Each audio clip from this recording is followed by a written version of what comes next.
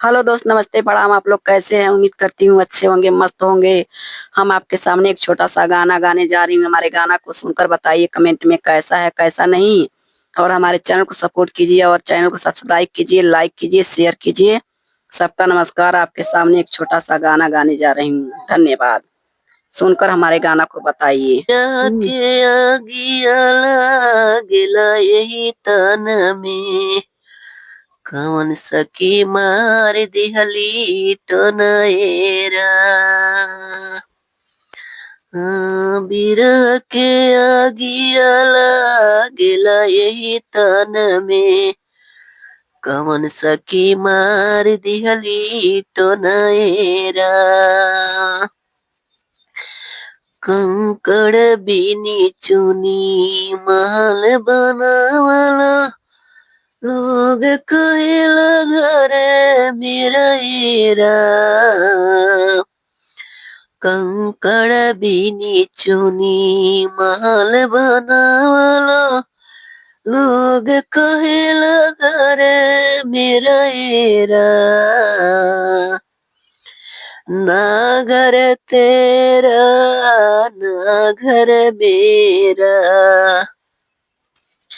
ना घर तेरा ना घर मेरा चिड़िया जली हली बसेड़ेरा बिरह के आगिया लागेला यही तन में कवन सखी मार दिहली टोनाएरा मावा के डरिया पर बोले ले कोयलिया बन में बोलेला बन मोरेरा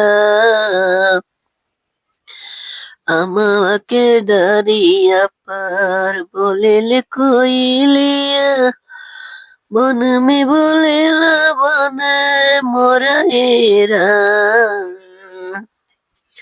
नदिया किनारवा चरेला सहरे सवा